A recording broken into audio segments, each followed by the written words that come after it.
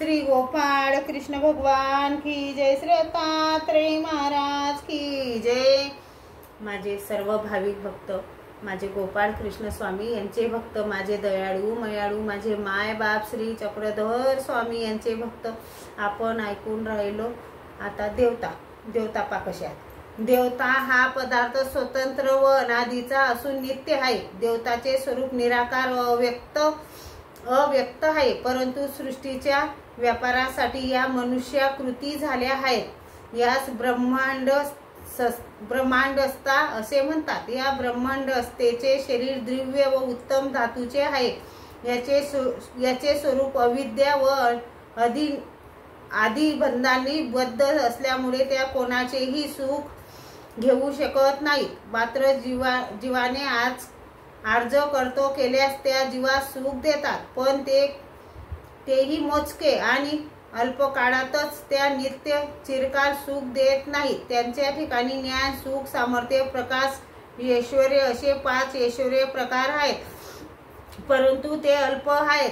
नीच लहान देवतेला उच्च देवतांचे तथा जीव व परमेश्वर स्वरूपाचे अज्ञानत्व आहे। शिवाय यांच्याजवळ दया, माया, कृपा, करुणा हे गुण नसल्यामुळे त्या जीवांना दुःख भोगवितात। देवता म्हणजे असे आहेत जीवांना दुःखच भोगवतात त्या। यांचे मूळ स्वरूप तसे आहे। यांची संख्या 81 कोटी सव्वा लक्ष 10 इतकी आहे।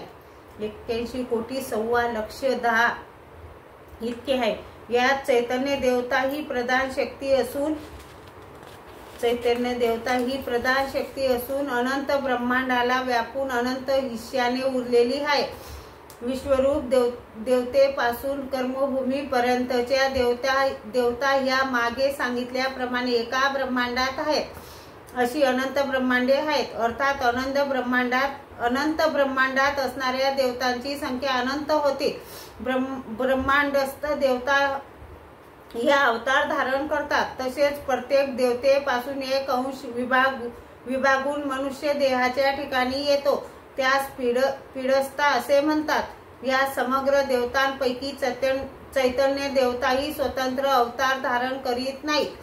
असे चैतन्य देवताचे मूळ स्वरूपच आहे। श्री गोपाळ कृष्ण भगवान की जय।